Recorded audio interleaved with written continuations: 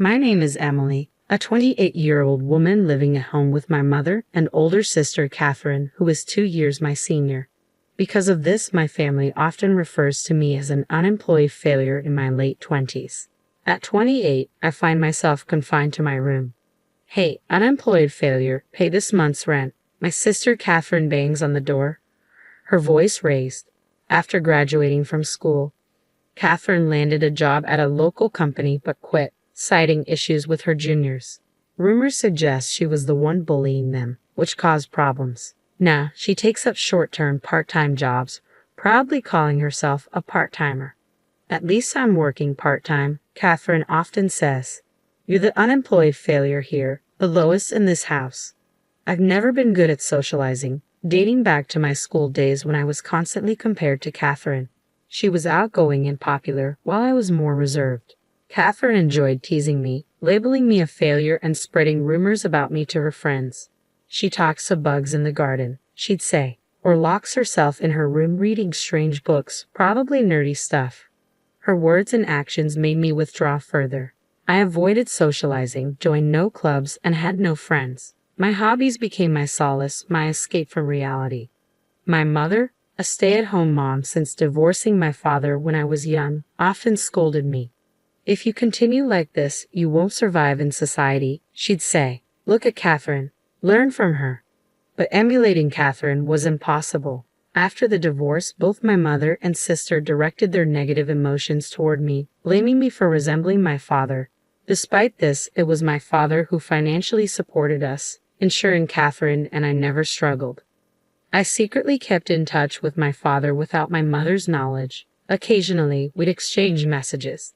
When it was time to choose a high school, he told me, "Go to the school you want, Emily. I'll pay for it." He managed to persuade my mother, and thanks to him, I attended the high school of my choice. However, my mother became stricter with me, seemingly displeased that I had gone through my father. She would often complain loudly enough for me to hear, saying things like, "It's tough having such an incompetent daughter," or, "It's strange how responsible Catherine is." Over time, I stopped confiding in my mother about myself or my future, believing it would be futile based on past dismissals. I resolved to handle things on my own. My mother held a grudge because I had once confided in my father. Her response was simply, "Once you turn 18, do whatever you want." As time passed, my mother and Catherine remained unaware of my interactions with my father, and both my sister and I grew up. Despite everything, I hoped for reconciliation with my mother and Catherine. Our bond had weakened due to the divorce, but I clung to the belief that even a small gesture could mend things. Each year, I carefully picked out gifts and celebrated Catherine's birthday. "What's this? Such poor taste," Catherine would often remark. I attempted to cook meals in the kitchen, but my mother would shut me down with, "This isn't edible. Don't do it again." No matter what I did, I couldn't improve my relationship with them. Years passed, and I began eating out more often. "How can you afford such luxuries? Where are you getting the money?" My mother would scold me. I dodged her questions, simply saying, "I have a part-time job." After turning 22, I began paying rent after my father's financial support ended. Catherine quit her job, leaving both her and my mother with no income. Their financial insecurity seemed to intensify their harassment towards me. I was charged $500 a month for rent and food expenses, while Catherine paid nothing. Despite living under the same roof, we rarely interacted or shared meals. Despite the strained situation, I decided to contribute. My family is in trouble, I thought. I have to help. However, I was shocked to discover something unsettling.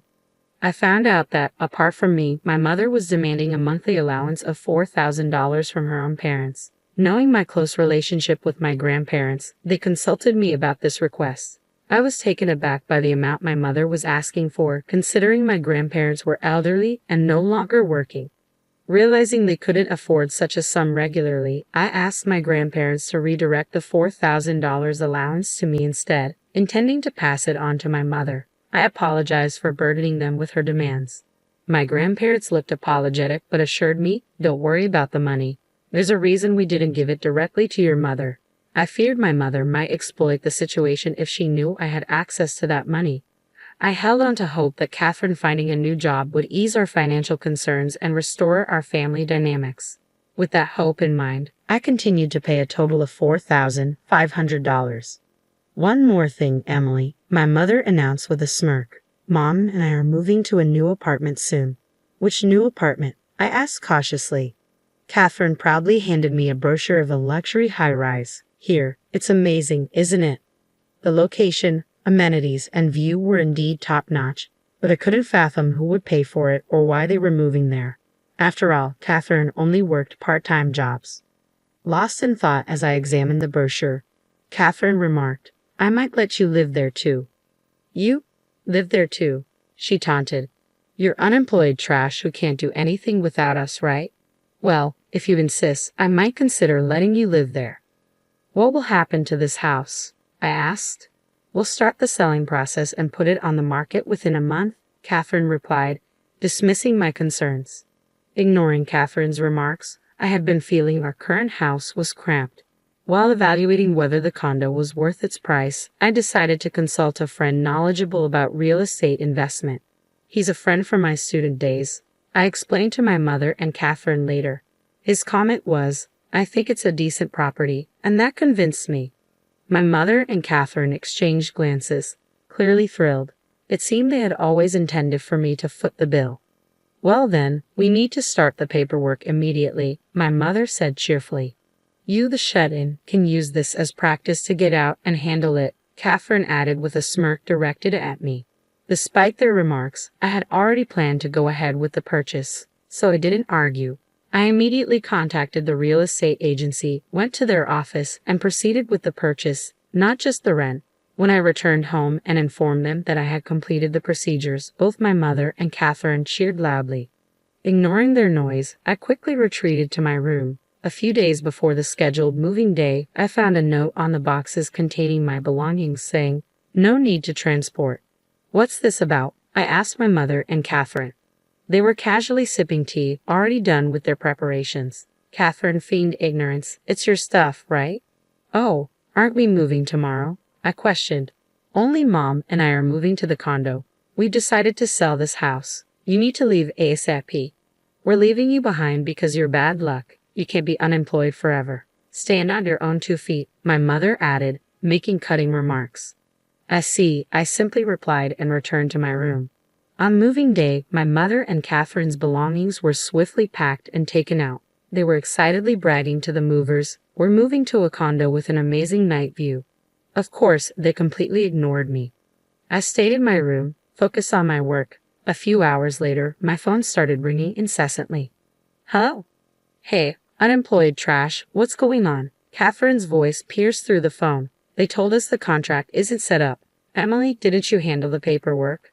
I thought you could at least manage that, you useless piece of junk. The shouting was so loud that I instinctively moved the phone away from my ear. Well, I did handle the paperwork, I replied calmly. What do you mean? They told us we aren't the current leaseholders. Catherine's voice grew high-pitched and accusatory. I did handle it. I did rent it. I bought it, but since only Mom and you were supposed to live there, I sold it. Sold? That's right. The day they told me I couldn't move with them, I sold the apartment. It was a bit of a hassle, but I didn't want to pay for a home that only you would live in. Their voices sounded like they were arguing over the phone. Why don't you two just renegotiate the contract? I suggested. My naive sister has a point, Mom. Let's renegotiate it for us. We can make Emily pay us back later, Catherine suggested. Yes, let's do that, my mother agreed. The call abruptly ended. A few hours later, my phone rang again, this time with Catherine's shrill voice. You schemed something, didn't you? What are you talking about? I figured as much, I said to them. Why can't we sign it? Catherine asked. I don't know, I replied. They said something technical, something about not having enough credit or something. Catherine isn't the sharpest tool in the shed. She probably doesn't understand the term credit, I muttered to myself. They don't trust you to sign a contract, I explained patiently, as if teaching children. It's about social credibility. You often claim to be a part-timer, but barely work, making you pretty much unemployed trash. They won't lease to someone like that. Why could you, an unemployed trash, sign it and not me? Something's fishy. He must have raped something, Catherine protested. Realizing the conversation was going nowhere, I decided to clear things up. Listen, Catherine and Mom. Are you listening?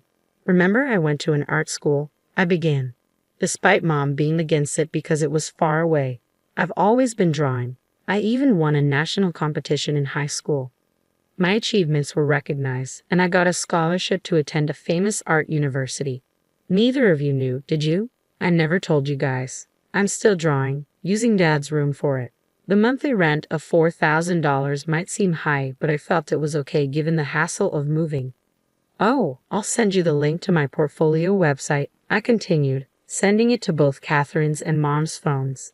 This site showcases my achievements and past works.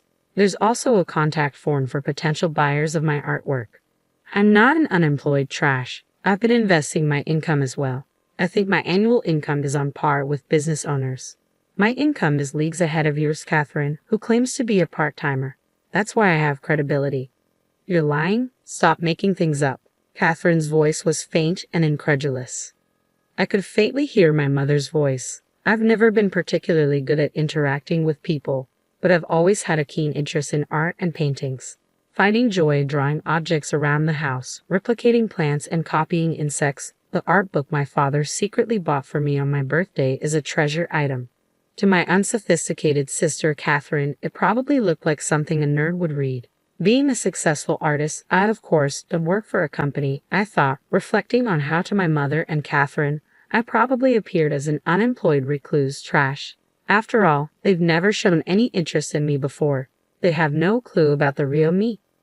I don't know or care if you're some great person, but I won't forgive you for betraying Mom and me, my mother said. I was even impressed that they could pick a fight at this moment. You're selling the house within this month, right? What? Selling it. That's what you and Catherine decided, right? To kick me out. I could tell over the phone that both my mother and Catherine were speechless. I've already moved, as I told you, to one of the apartments I had invested in. I heard my mother and Catherine starting to panic on the other end, saying things like, "This is bad, we have to cancel the sale." After they removed their belongings, I had another moving company take out the rest. I'm already relaxing in my new place, sipping my coffee, I remarked. Looks like you two might end up homeless. Hope you can cancel the sale in time. How much more will you mock your family to feel satisfied? My mother said. Hearing her say that for the first time, I shouted back in anger. That's my line. I don't expect them to understand how I felt all these years being treated as the lowest in the family. I don't want to feel sorry for myself.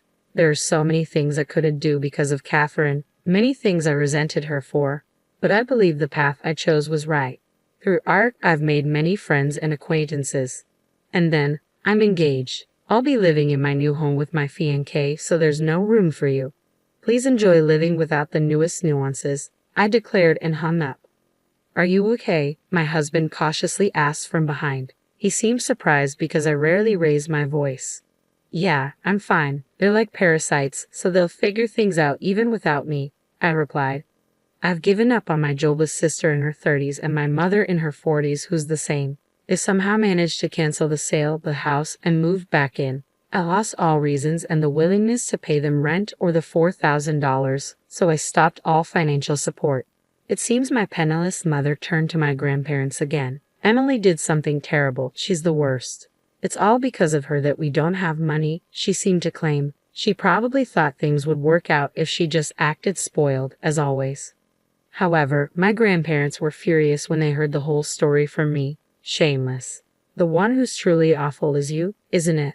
How could you treat Emily like that all these years? Mocking her, demanding her money, treating her like a nuisance. Unbelievable. You deserve to be abandoned. My mother lost trust even from her own relatives. Catherine tried to get a job again, but it seems she's struggling. It had been years since she last worked.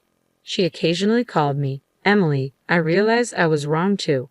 Let's put that behind us. Can you introduce me to a job or maybe a man who could be my husband? I was wrong too. What does she mean by I was wrong too? As expected, Catherine never changes. Asking for a job is one thing, but including a husband in the mix, she's clearly looking to leech off someone. Sorry, I don't think I know of any jobs or men that would be a match for you, I replied, meaning she's too much to handle. Oh well, let me know if you find any. Does Catherine think a prince will come to whisk her away? She's already 30, yet still so immature in this respect. Catherine and my mother are so alike. The reason my mother divorced my father was because she solely depended on his income without doing anything herself. My father, having a job with frequent overseas assignments, found it challenging to raise children, so he had no choice but to entrust their custody to my mother. He told my mother to raise us properly since he was providing ample child support. As a result, while my mother doted on Catherine, it seemed she grew to resent me, who took after my father. And now, even I have turned my back on my mother. If Catherine ever gets married, I can already foresee a similar future for her. I'm glad. I couldn't help but let those words slip about what my husband asks that I didn't turn out like Catherine, with a kind husband, a fulfilling life, and a job. I have things that neither my mother nor Catherine possess, especially considering I grew up being treated poorly by both of them.